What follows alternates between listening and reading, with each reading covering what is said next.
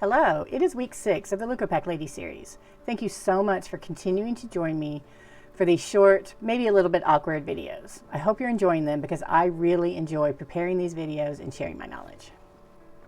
This week, I will talk about the logistical factors affecting Leukopak collection and delivery. And because July 4th falls on a Friday, I will only post 2 videos this week. Today, I want to talk about donors in the context of logistics. And as you already know about me or are learning from this series, I advocate hard for the importance of donors to the success of allogeneic cell therapies. And beyond donor qualification, the recruitment and stewardship of the donor throughout the life of the therapy are essential. And I care deeply about how collectors engage with donors and maintain relationships with them, because I've been on both sides of that relationship, and I kind of figured out what works and what doesn't work. So for 3 years, I was the leader of a collection program to recruit healthy donors for allogeneic therapies, and it was my job to find and engage the right donors for developers. And I've also been a Leukopak donor myself, who was qualified for the clinical manufacturing runs for specific developers.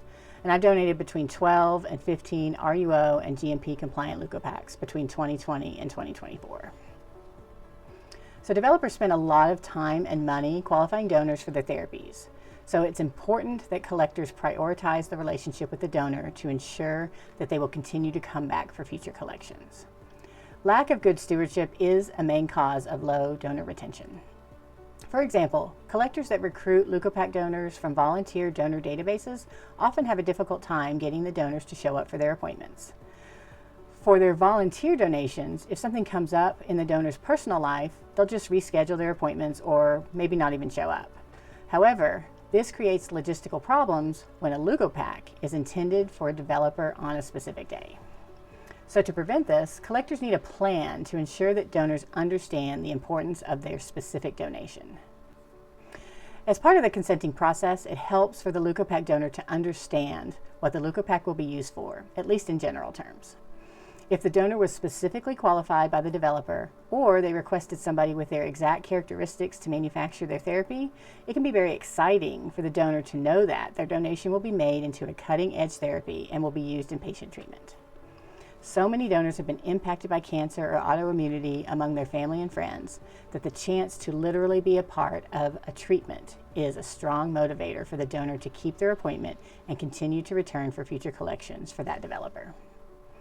But donor stewardship doesn't stop here. Keeping the donor on the instrument for as short of a time as possible to collect the target cells is another very important approach to retaining and recalling donors. And I keep coming back to the importance and utility of the collection calculator that I talked about a few weeks ago. And it goes without saying that the experience of the donor during the screening and collection process is also an important aspect of donor stewardship. So I could talk for an hour on donor stewardship alone. But the take-home message here is that donor stewardship is an important logistical factor to the success of allogeneic cell therapies. And so let me know in the comments if you want more videos focused on donor recruitment and stewardship.